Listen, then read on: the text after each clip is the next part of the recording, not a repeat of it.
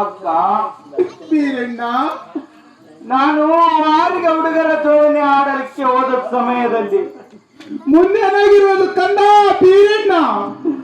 ನನ್ನ ಬಾಲವನ್ನು ತಪ್ಪಿ ನಾರಿಯರ ಕೊಳಕ್ಕೆ ಬರೆದಿರುವುದಕ್ಕ. ಮುಂದೆ ಏನಾಗಿರೋದು ಬೀರಣ್ಣ? ನಾರಿಯರು ನನಗೆ ನಿಂದೆನ ಮಾತನಾಡಿರೋದಕ್ಕ. ನಿಂದೆನ ಮಾತು ಏನಾಡಿರೋರು ಬೇಗನೆ ತಿಳಿಸು ಕಂದ. ನನಗೆ ತಂದೆ ಇಲ್ಲ, ತಾಯಿ ಇಲ್ಲ, ಅಕ್ಕ ಇಲ್ಲ. ಶಿವ ಶಿವ.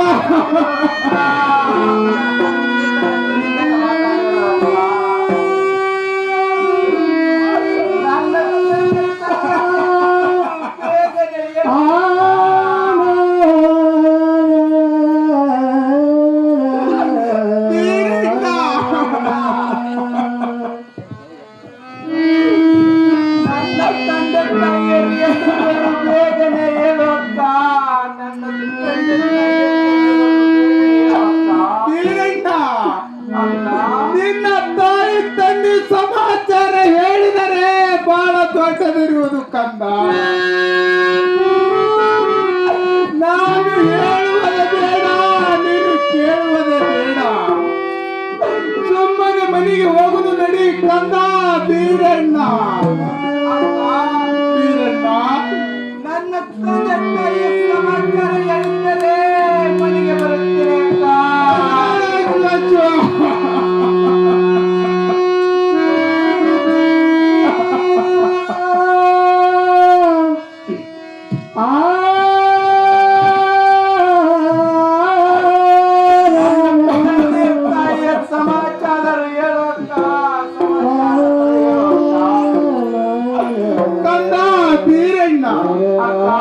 ನನ್ನ ಕಂದ ಹಠ ಮಾಡುತ್ತಿರುವನಲ್ಲ ಕಂದ. ಬೀರಣ್ಣ, ನಿನ್ನ ತಾಯಿ ತಂದೆ ಸಮಾಚಾರ ಹೇಳುತ್ತೇನೆ, ಚಿತ್ತಿಟ್ಟು ಕೇಳು ಕಂದ. ನಿನ್ನ ಸೋದರ ಮಾವ ನಾರಾಯಣನು ನಿನ್ನ ತಾಯಿ ಗರ್ಭದಲ್ಲಿರುವವರಿಗೆ ಕಾಡುತ್ತಾ ಬಂದಿರುವುದು. ಮುಂದೇನಾಯ್ತು ಅಕ್ಕ? ಅದೇ ನನ್ನರಿ, ನೀನು ಹುಟ್ಟಿದ 10-13 ದಿವಸಕ್ಕೆ ದೈತರ ಕೈಯಲ್ಲಿ ಕೊಟ್ಟು ಕಡಿಯಂದು ಅರಣ್ಯಕ್ಕೆ ಕಳಿಸಿರುವನು. ಮುಂದೇನಾಯ್ತು ಅಕ್ಕ?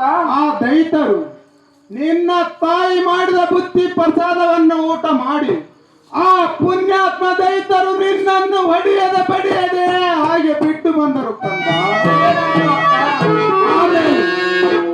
ಶಿವ ಪಾರ್ವತಿ ಬಂದು ನಿನ್ನನ್ನು ಸಂರಕ್ಷಣೆ ಮಾಡಿರುವರು. ಆಮೇಲೆ ನಾವಿಬ್ಬರ ಅಕ್ಕ ಮಾಯ ನಿನ್ನನ್ನು ತಂದು ಅಳ್ಳಿಲ ಹಾಲಾಕಿ ಬಳ್ಳಿಲ ಬೆಣ್ಣೆಯನ್ನು ಮಿಶಿ, ಜೋಗಿ ಚಂದನವನ್ನು ಮಾಡಿ ಜೋಗಳನ್ನು ಹಾಡಿ ಶ್ರೀ ಬೀರನೆಂದು ಹೆಸರಿಟ್ಟಿರುವ ಕಂದ, ಇದೇ ನಿನ್ನ ಕೊನೆ ಮಾತಪ್ಪ. ಕೊನೆ ಮತ್ತು ನಾರಾಯಣ ಅವನ ರುಂಡವು ಚಂದತ್ತ ಬರುತ್ತೇನೆ.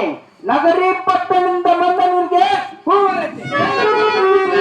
ಬೇಡ, ತಾಯಿ ತಂಗಿ ಸತ್ತು ಸೋದರ ಮಾವ ಇರ್ಬೇಕೆಂದೇ ಶಾಸ್ತ್ರ ಹೇಳುತ್ತದೆ ಕಂದ, ಶಾಸ್ತ್ರ ಹೇಳುತ್ತದೆ. ಆ ಚೊಕ್ಕಿನ ಮಾವನ್ನು ಚೊಕ್ಕನ್ನು ಮುರಿದು ಅವನ ಮಗಳನ್ನು ಗೆದ್ದು ತಂದು ಲಗ್ನ ಮಾಡಿಕೊಂಡರೆ ನಿನ್ನ ಅಕ್ಕ ಮಾಯವನ ಮದಿಗೆ ಸಂತೋಷವಾಗದು ನೋಡು ಬೀರಣ್ಣ. ಇದಕ್ಕೆ ಕೆತ್ತಡವಮ್ಮ. ನಾನು ಯಾವ್ದಾದರೂ ₹1 ಬದಲಾಯಿಸಿ ಬಡಿಗೇರ ಮಾಮನ ಕಡೆಯಿಂದ ಅಂತರಂಗರು ಕುದುರೆಯನ್ನು ಮಾಡಿಸಿ ಆ ಕುದುರೆ ಮೇಲೆ ಕೂಡಿಸಿಕೊಂಡು ಬರುತ್ತೇನೆ ಅವನ ಮಗಳನ್ನು. ಹೋಗಿ ಬರ್ತೇನೆ. ಕಲ್ಯಾಣ ಹೋಗಿ ಮತ್ತಮ್ಮ ಬೀರಣ್ಣ.